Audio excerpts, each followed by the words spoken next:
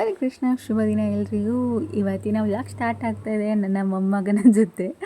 ಅವನು ನಾನು ಹೊರಗಡೆ ಕುತ್ಕೊಂಡಿದ್ವಿ, ಅದಕ್ಕೆ ನೀನು ಒಂದು ಸುತ್ತು ತಿರುಗಿಸ್ತೀನಿ ಬಾರೋ ಅಂತ ಒಂದು ಸಲ ತಿರುಗಿಸ್ದೆ. ಹುಡುಗ ಅದನ್ನೇ ಇಟ್ಕೊಳ್ಬೇಕಾ, ಮತ್ತು ನನ್ನ ಜೊತೆ ಇನ್ನೂ 2 ಸುತ್ತಿಸಿ ಅಂತ ಹೇಳ್ದ. ಅವನು ಯಾವಾಗಲೂ ನನ್ನ ಶ್ರುತಿ ಆಂಟಿ ಅಂತಲೇ ಕರೆಯೋದು. ನಾನು ಅವ್ರು ಹೇಳಿದೆ, ನಾನು ಹಿಂಗೆ ಶ್ರುತಿ ಆಂಟಿ ಅಲ್ಲ, ಶ್ರುತಿ ಅಜ್ಜಿ ಅಂತ ಕರಿ ಅಂತ. ಯಾಕೆಂದರೆ ರಿಲೇಷನಲ್ಲಿ ನಾನು ಅವನಿಗೆ ಅಜ್ಜಿ ಆಗಬೇಕು, ಅದಕ್ಕೆ ಇವಾಗಲಿಂದ ಮಕ್ಳು ಯಾರಾದರೂ ರಿಲೇಷನಲ್ಲಿ ಅಜ್ಜಿ ಅಂತ ಕರೆದ್ರೂ ಖುಷಿನೇ ಅಲ್ವಾ. ಯಾವಾಗಲೂ ಆಂಟಿ, ನಮ್ಮನ್ನು ನನ್ನ ಆಂಟಿ ಅಂತಲೇ ಕರೆಯೋದು. ಸೊ ಇವನಾದರೂ ನನ್ನ ಅವಳಿಗೆ ನಾನು ಅತ್ತೆ ಆಗಬೇಕು, ಬಟ್ ಇವನಾದರೂ ಆ ಥರ ಕರೀಲಿ ಅಂತ ಇವನ ಹತ್ರ ಅಜ್ಜಿ ಅಜ್ಜಿ ಅಂತ ಹೇಳಿ ಕರೆಸ್ತೀನಿ. ಹಾಗಾಗಿ ಖುಷಿಯಾಗುತ್ತೆ ಅವನ ಅಜ್ಜಿ ಅಂತ ಕರೆಯೋತ್ತಿಗೆ. ಇವನಂತೂ ತುಂಬ ಆ್ಯಕ್ಟಿವ್ ಆಯಿತಾ, ತುಂಬ ಅಂದರೆ ಒಂದು ನಿಮಿಷ ಕೂರಲ್ಲ. ನೀವು ನಾನು ಆಲ್ಮೋಸ್ಟ್ ವ್ಲಾಗಲ್ಲಿ ನೋಡಿರ್ತೀರ. ಅಂಶು, ಅವನ ಹೆಸರು ಪ್ರಿಯಾಂಶು ಅಂತ, ಬಟ್ ನಾನು ಅವನ ಅಂಶು ಅಂತ ಕರೆಯೋದು. ನಂಗೆ ಆ ಹೆಸರು ತುಂಬಾ ಇಷ್ಟ, ಅಂಶ ಅಂತ. ಸೊ ಅವ್ನು ಬಂದರೆ ಅವನಿಗೆ ಇಲ್ಲಿಗೆ ಬರೋದಂದರೆ ತುಂಬಾ ಇಷ್ಟ ನಮ್ಮ ಮನೆಗೆ. ಯಾಕಂದರೆ ಅವ್ರ ಮನೇಲಿ ಅಷ್ಟೊಂದು ಪ್ಲೇಸ್ ಇಲ್ಲ ಅವನಿಗೆ ಆಡುವಷ್ಟು. ಇಲ್ಲಾಂದರೆ ಕೃಷ್ಣ ಇದ್ದಾನೆ, ಆಡೋಕ್ಕೆ ಪ್ಲೇಸ್ ಇದೆ, ಹೊರಗಡೆ ಎಲ್ಲ ಹೋಗ್ಬೋದು. ಅವ್ರದ್ದೆಲ್ಲ ರೋಡ್ ಸೈಡಲ್ಲ, ಸೊ ಹಾಗಾಗಿ ಅವನಿಗೆ ಅಷ್ಟೊಂದು ಹೋಗೋಕ್ಕಲ್ಲಿ ಆಗಲ್ಲ. ಹಾಗಾಗಿ ಇಲ್ಲಿಗೆ ಬರೋದು ಅಂದರೆ ಅವನಿಗೆ ತುಂಬ ಅಂದರೆ ತುಂಬಾ ಖುಷಿ. ಯಾವಾಗಲೂ ಕೇಳ್ತಿರ್ತಾನೆ ಅವನ ಅಮ್ಮನ ಹತ್ರ, ಕೃಷ್ಣನ ವಿಷಯ ಎಲ್ಲ ತೆಗೆದ್ರೆ ಕೃಷ್ಣನ ಮನೆಗೆ ಹೋಗೋಣ ಅಂತ. ಸೊ ಅವನ ಜೊತೆನೇ ಇವಾಗ ಆಟ ಆಡ್ತಾ ಇದ್ದೀನಿ.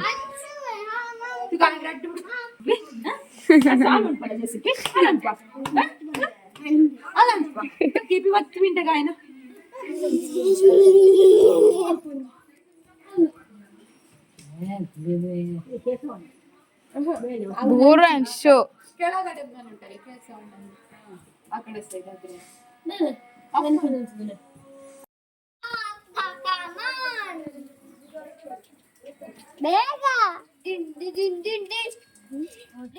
ಹರೇ ಕೃಷ್ಣ. ಇವತ್ತು ಸಂಜೆಯಿಂದ ಬ್ಲಾಗ್ ಸ್ಟಾರ್ಟ್ ಮಾಡಿದೀವಿ. ಇವಾಗ ಒಂದು ನೆಂಟರು ಎಕ್ಸ್ಟ್ರಾ ಬಂದಿದ್ದಾರೆ ನೋಡಿ, ಬಂದು ಕೆಲ್ಸಕ್ಕೆ ಶುರು. ಅಜ್ಜಿ ಬಿಡಿ ಎಲ್ಲ ತಿರಂಚುಪುರ ಬಣ್ಣ ಹಾಕ್ಲಿಕ್ಕೆ ಆಗ್ತಾ ಹೋಗ್ತೀರಿ. ಕನ್ನಡ ನೋಡು, ಕನ್ನಡ ಆಯ್ತು. ಅಜ್ಜಿ ಬೇಡಿ ಅಣ್ಣ ಚಿಕ್ಕಮ್ಮ. ನಮ್ಗೆ ಇವತ್ತು ಕೋಳಿ ಕಟ್ಟಲ್ಲ, ಹಾಗೆ 5 kg ಕೋಳಿ ಸಿಕ್ಕಿತ್ತಂತೆ, ಹಾಗೆ ಕಡಿಲಿಕ್ಕೆ ರೆಡಿ ಮಾಡ್ತಾ ಇದ್ದೀವಿ. ಹೌದು, 5 kg, ಒಟ್ಟು 7 kg ಅಂತೆ. 2 kg ನಾಳೆ ಮಾಡು ಅಂದ್ರು, ಇನ್ನು 5 kg. ಹಾ, ಕಾಯ್ತು ರೀ. ಪೂರ ಒಟ್ಟಿಗೆ ಮಿಕ್ಸ್ಗೆ 7 kg ಸಿಕ್ತಂತೆ ಇವರಿಗೆ ಇವತ್ತು. ಭರ್ಜರಿ ಚಿಕನ್ ತಿನ್ನುವವರಿಗೆ ಕಾಲು ಸರಿಯಾಗಿ ಕಾಲಾಗಿರುವವರು ಇಲ್ಲಿದ್ದಾರೆ. ಇವಳು ಕಾಲಾಗಿದ್ರಲ್ಲಿ ಫಸ್ಟ್ ಸ್ಟೂಡೆಂಟ್ ಆಗಿ ಲೆಕ್ಚರ್ಗೆ ಇನ್ನು ಮಕ್ಕಳೆಲ್ಲ ತಮಾಷೆ ಮಾಡ್ಲಿಕ್ಕೆ ಉಂಟು. ಮೇಡಮ್ ಕೋಳಿ ಕಾಲಾಗಿದ್ದೀರಾ ನೀವು? ಹಾಗೆ ಈಗ 5 kg ರೆಡಿ ಮಾಡ್ಬೇಕು, ಮತ್ತೆ ನಾಳೆ 2 kg. ಚಿಕ್ಕಮ್ಮ ಮತ್ತೆ ಚಿಕ್ಕಪ್ಪ ಬಂದಿದ್ದಾರೆ. ಚಿಕ್ಕಪ್ಪ ಎಂತದ ಸಕ್ಕತ್ ಆಗ್ತದೆ. 5 kg ಸಿಕ್ತಂತೆ ಕೋಳಿ, ಮತ್ತೆ 2 ತುಂಡು ತಿನ್ಬೋದು.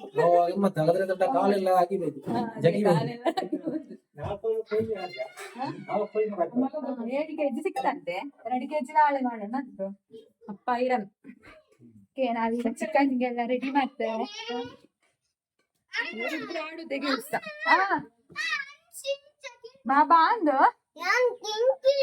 ಇದು ಫಸ್ಟ್ ಟೈಮ್ ನಮಗೆ, ಅಂದ್ರೆ ಫಸ್ಟ್ ಡೇ. ಯಾವತ್ತು ಇಷ್ಟು ಕೋಳಿ ಸಿಗುದಿಲ್ಲ ಒಮ್ಮೆಲೆ. ಈ ಸಲ ಎಲ್ಲ ಕಟ್ಟಿದ್ದಾರೆ ಅನ್ಸುತ್ತೆ. ಹಂಚುಬೋಲೆ ಶಿಶು ಉಂಟು, ಕೊಕ್ಕದ ಶಿಶು. ಹಂಚುಬೋಲೆ. ಇವಾಗ ಒಬ್ಬೊಬ್ರು ಒಂದೊಂದು ಕೆಲಸ ಮಾಡ್ತಾ ಇದ್ದಾರೆ. ಒಬ್ರು ನೀರುಳ್ಳಿ ಹೆಚ್ಚೋದು, ಒಬ್ರು ಕಾಯಿ ತಿರಿಯೋದು. ನಾನು ಈ ಕಡೆ ಸಾಮಾನೆಲ್ಲ ಫ್ರೈ ಮಾಡ್ಕೊಳ್ತಾ ಇದ್ದೀನಿ ಚಿಕನ್ ಸಾಂಬಾರು ಮಾಡೋಕ್ಕೆ.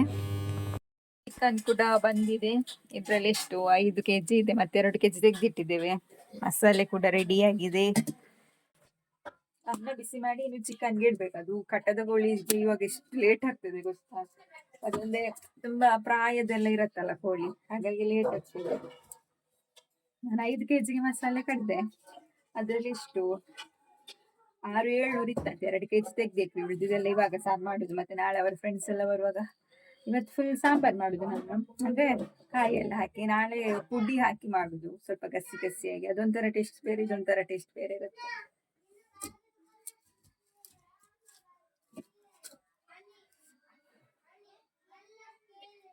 ಈ ಹೊಗೆಗೆ ಮಾತ್ರ ನನ್ನ ಕಣ್ಣು ಬೇಗ ಹೋಗುತ್ತೆ. ಎಲ್ಲ ಕಾಯ್ತಾ ಇದ್ದಾರೆ ಕಟ್ಟದ ಕೋಳಿ ತಿನ್ಲಿಕ್ಕೆ. ಮತ್ತೆ ನಿನ್ನ ಸ್ವಲ್ಪ ಇತ್ತಲ್ಲ ಅಂಗಡಿದು ಟೈಸನ್ ಕೋಳಿ ತಂದಿದ್ರಲ್ಲ, ಅದನ್ನ ಸ್ವಲ್ಪ ಸ್ವಲ್ಪ ತಿಂದ್ರು. ಮತ್ತೆ ಇಡ್ಲಿ ನೋಡಿ ಎಷ್ಟು ಬಿದ್ದಿದೆ. ಅಲ್ಲಿ ಹೋಟ್ಲು ಕೂಡ ಮಾಡಿದ್ರಾ, ಇಡ್ಲಿ ಕೂಡ ಉಳಿದಿತ್ತು ಸ್ವಲ್ಪ. ಗಮ್ಮತ್ತೇ ಗಮ್ಮತ್ತು. ನಮ್ಮ ಕಡೆ ಆಟಿದ ಅಮಾವಾಸ್ಯೆ ಹೀಗೆ ಆಚರಿಸ್ತಾರೆ. ಆಷಾಢ ಅಂದ್ರೆ ಇದು ಬೀವನ ಅಮಾವಾಸ್ಯೆ ಅಂತ ಆ ಕಡೆ ಹೇಳ್ತಾರಲ್ಲ, ಸೊ ಈ ಕಡೆ ಆಟಿ ಅಮಾವಾಸ್ಯೆ ಅಂತ ಇಲ್ಲಿ. ಹಾಗೆ ಆಟಿ ಅಮಾವಾಸ್ಯೆಗೆ ಕೆಲವರ ಮನೇಲೆಲ್ಲ ರಾಹು ಗುಳಿಗ ಅಂತೆಲ್ಲ ಇರುತ್ತಲ್ಲ, ಅದಕ್ಕೆಲ್ಲ ಬಡಿಸ್ಲಿಕ್ಕೆ ಇರತ್ತೆ ಚಿಕನ್ ಎಲ್ಲ. ಬಟ್ ಇಲ್ಲಿ ನಮ್ ಕಡೆ ಬಡಿಸೋಲ್ಲ, ಆಟಿದ ಅಮಾವಾಸ್ಯೆ ಅಂತ ಮಾಡ್ತಾರೆ. ಅಂದ್ರೆ ಕೋಳಿದು ಅಂದ್ರೆ ದೈವಗಳಿಗೋಸ್ಕರ. ಅಲ್ಲಿ ದೈವಗಳಿಗೆ ನಿಮ್ಗೆ ಗೊತ್ತಿರತ್ತೆ ರಕ್ತ ಅಂದ್ರೆ ತುಂಬಾ ಇಷ್ಟ, ಹಾಗಾಗಿ ಅಲ್ಲಿ ನೇಮ ಆಗ್ತದಲ್ಲ, ಆ ಪ್ಲೇಸಲ್ಲಿ ಕೋಳಿ ಕಟ್ಟ ಮಾಡುದು. ಅಲ್ಲಿ ರಕ್ತ ಬಿದ್ರೆ ಅಲ್ಲಿ ದೈವಗಳಿಗೆ ತೃಪ್ತಿ ಆಗತ್ತೆ ಅಂತ. ಹಾಗೆ ಅದೊಂದು ಸಂಪ್ರದಾಯ ಹಿಂದಿನಿಂದ ಬಂದದ್ದು ತುಳುನಾಡಿಂದು. ಕಂಬಳ ಎಲ್ಲ ಇರುತ್ತಲ್ಲ, ಹಾಗೆ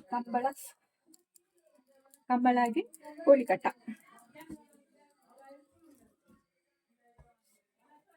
ಓಕೆ, ಮತ್ತೆ ಸಾಂಬಾರ್ ಮಾಡುವಾಗ ನಿಮ್ಗೆ ತೋರಿಸ್ತೇನೆ ನೋಡಿ. ಎಲ್ಲ ಪಾತ್ರೆ ಎಲ್ಲ ನಿನ್ನೆ ತೊಳೆದಿಟ್ಟೆ, ಸಾರಿ ಅಮ್ಮವಾಗಲೇ ತೊಳೆದಿಟ್ರು.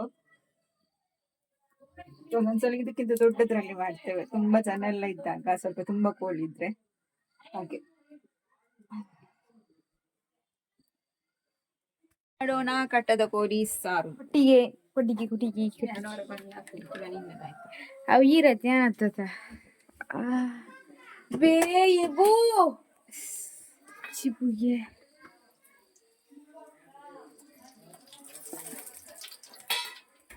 ಲಾಸ್ಟ್ ಟೈಮ್ ಉಂಟಲ್ಲ,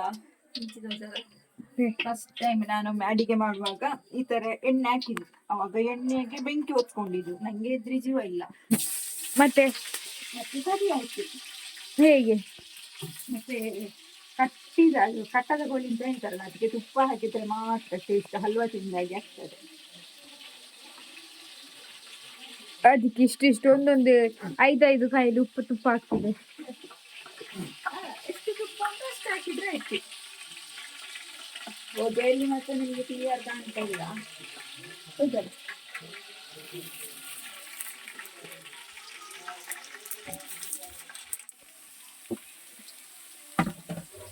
ಇದನ್ನೆಲ್ಲ ಕೋರ್ಕೇರಿದು ಇದನ್ನೆಲ್ಲ ಹಾಕಿದ್ವಿ ದೀಂಡ ಹಾಕ್ಬಿಡ ಕಣ್ಣು ನೋಡಿ ಫುಲ್ ಅಬ್ಬಾ. ಅಲ್ಲ ನೋಡಿ, ಇವಳಿಗೆ ಒಂದು ದಿನ ಹೀಗೆ ಆಗ್ತದಂತೆ ಕಣ್ಣು. ಇನ್ನು ನಾನು ಒಂದು ದಿನ ಅಲ್ಲ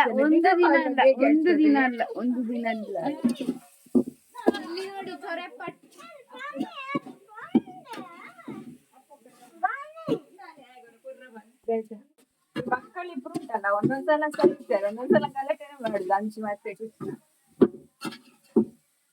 ಈರುಳ್ಳಿ ಚಿಕ್ಕಮ್ಮ ಕಟ್ ಮಾಡಿದಲ್ಲ, ಸಣ್ಣ ಸಣ್ಣ ಕಟ್ ಮಾಡಿದ್ದಾರೆ.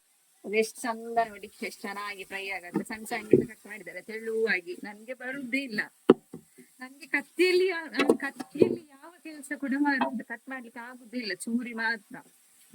ಅದನ್ನ ಅಭ್ಯಾಸ ಆಗಿ ಹೋಗಿದೆ ನಂಗೆ. ಸ್ವಲ್ಪ ಫ್ರೈ ಆಗ್ಲಿ, ಮತ್ತೆ ಶುಂಠಿ ಬೆಳ್ಳುಳ್ಳಿ ಪೇಸ್ಟ್ ಹಾಕ್ಬೇಕು.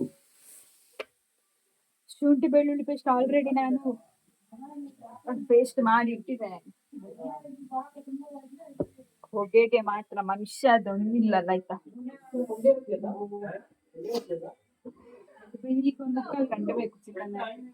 ನನ್ಗೆ ಹೊಟ್ಟೆ ಹಸಿತ ಉಂಟು. ನನ್ಗೊಂದು ಚಂದದ ಸೌತೆಕಾಯಿ ಸಾರು ಮಾಡಿದ್ದೇನೆ, ಅದರಲ್ಲಿ ಊಟ ಮಾಡುದು. ಅಪ್ಪಡು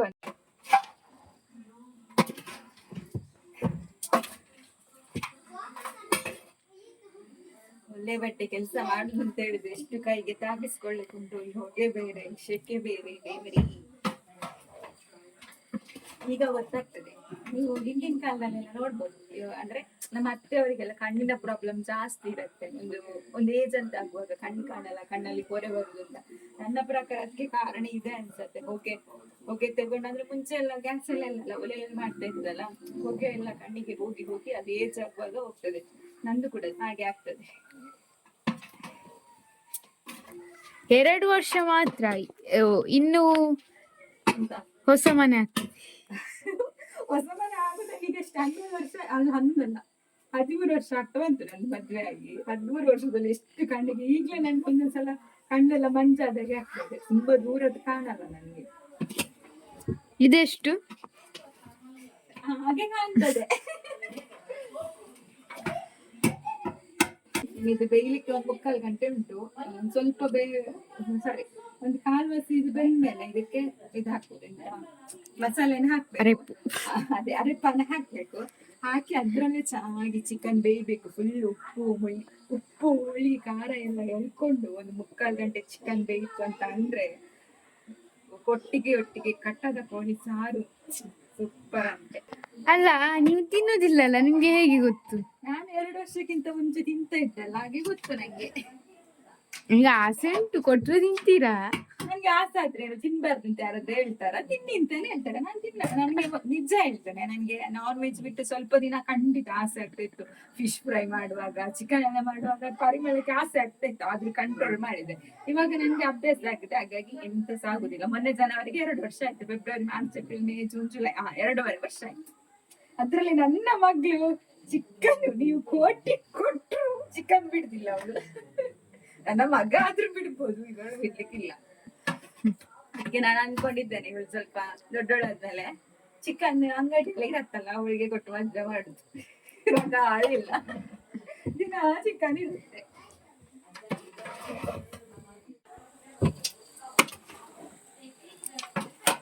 ಅನ್ಯ ಬಾಯಲ್ಲಿ ನೀರು ಬರ್ತಾ ಉಂಟು. ಇದನ್ನು ಮುಚ್ಚಿಡುವ ಸ್ವಲ್ಪ ಹೊತ್ತು. ಬಾ,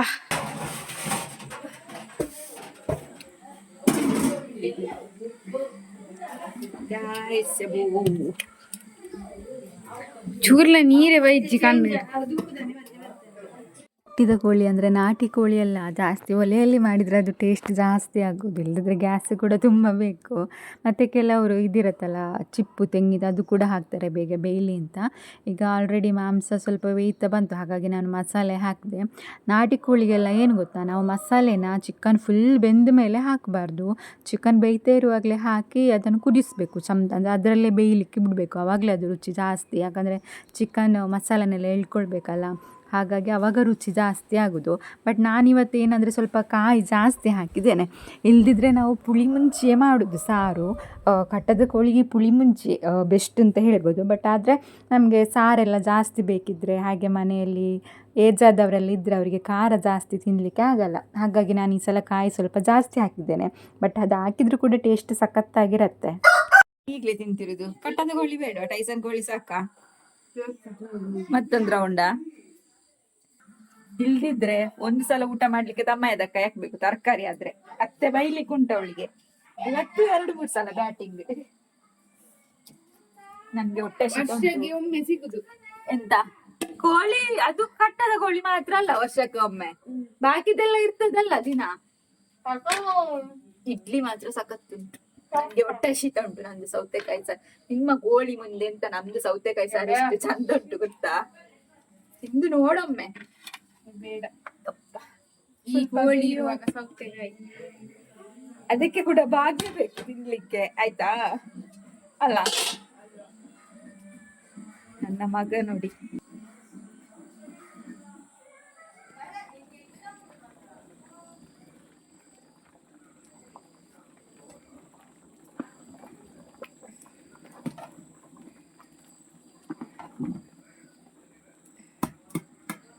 ಕೋಳಿ ರೆಡಿ ಆಯ್ತು. ಹೊರಗಡೆ ಸ್ವಲ್ಪ ಜನದ ಬ್ಯಾಟಿಂಗ್ ಆಗ್ತಾ ಉಂಟು. ಕೋಳಿ ಸಾರು ರೆಡಿ ಆಯ್ತು, ಸ್ವಲ್ಪ ಜನದ ಹೊರಗಡೆ ಬ್ಯಾಟಿಂಗ್ ಆಗ್ತಾ ಉಂಟು. ಫ್ರೆಂಡ್ಸ್ ಇವ್ರದ್ದು ಮತ್ತೆ ಫ್ಯಾಮಿಲಿ ಎಲ್ಲ ಒಳಗೆ ಬ್ಯಾಟಿಂಗ್. ನೀನು ಊಟ ಮಾಡಲ್ಲ?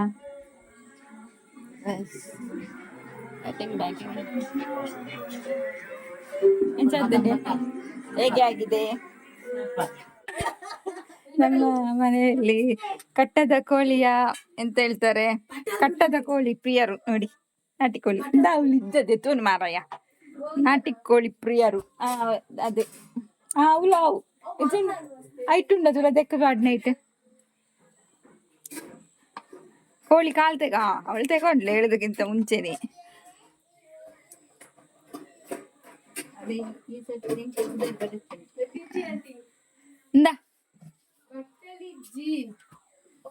ಬಟ್ಟೆ ನೀನ್ ತಿನ್ನಲ್ಲ, ನೀನ್ ಒಮ್ಮೆ ಹೊಟ್ಟೆ ಫುಲ್ ಆಯ್ತು, ಇನ್ನು ನಾಳೆ ಅಂತ ಹೇಳಿದಲ್ಲ.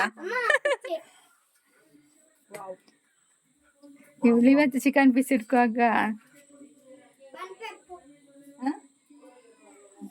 ಇವಳ ಹತ್ರ ಟೇಸ್ಟ್ ಕೇಳ್ಬೇಕು ನಾವು. ಇವಳಾದ್ರೆ ಹೇಳ್ತಾಳೆ ರೆಸಿಪಿ ಚಿಕನ್ ಕಬಾಬ್. ನಿನ್ಗೆ ಕಬಾಬ್ ಇದ್ದು ನೀನ್ ಇನ್ನೊಮ್ಮೆ ಬರುವಾಗ ಕಬಾಬ್ ಮಾಡು ಆಯ್ತಾ? ಅನ್ಶು ಎಂತ ನಿಂಗೆ ಎಂತ? ಕಬಾಬ್ ಆಗ್ಬೋದಾ, ಬಿರಿಯಾನಿ ಆಗ್ಬೋದಾ? ಕಬಾಬ್ ಹ್ಞೂ ರೊಟ್ಟಿ ನಿಂತು ಜನ ಸಾಫ್ಟ್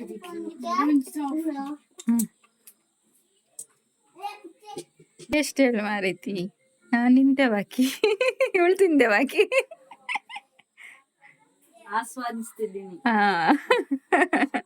ಒಳ್ಳೇದಾಗಿದೆ, ಒಳ್ಳೆದಾಗಿದೆ. ಇಷ್ಟ ಆಗಿದೆ. ಇವತ್ತು ಸ್ವಲ್ಪ ಕಾಯಿ ಜಾಸ್ತಿ ಹಾಕಿದ್ದು ನಾನು, ಯಾವಾಗಲೂ ಕಡಿಮೆ ಕಟ್ಟದ ಕೋಳಿಗೆ, ಅವ್ಳು ಹೇಳಿದ್ದಾಳೆ ನಾಳೆ ಬೆಳೀತದಲ್ಲ ಆಗ ಚಂದ ಆಗ್ತದೆ. ಉಪ್ಪು ನಾವು ನೋಡಿ ಖಾರ ಎಲ್ಲ. 2ನೇ ಸಲ ಬ್ಯಾಟಿಂಗ್, ಒಂದ್ಸಲ ಟೈಸನ್, ಒಂದ್ಸಲ ಕಟ್ಟದ ಕೋಳಿ. ನಾನು ಈ ವಿಡಿಯೋ ಹಾಕುವಾಗ ಮಾತ್ರ ಇವರು ತಿಂದು 1 ತಿಂಗಳು ಕಳೆದಿರುತ್ತ ಅಂತ.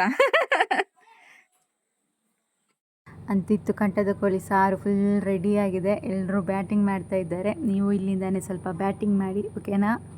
ಹಾಗೆ ಮನೆಯವರೆಲ್ಲರೂ ನೋಡ್ಬೋದು ನೀವು, ಕೊಟ್ಟಿಗೆ ಕೆಲವರು ಇಡ್ಲಿ, ಕೆಲವರು ರೊಟ್ಟಿ ಹಾಕ್ಕೊಂಡು, ಕೋಳಿ ಹಾಕ್ಕೊಂಡು ತಿಂತಾ ಇದ್ದಾರೆ.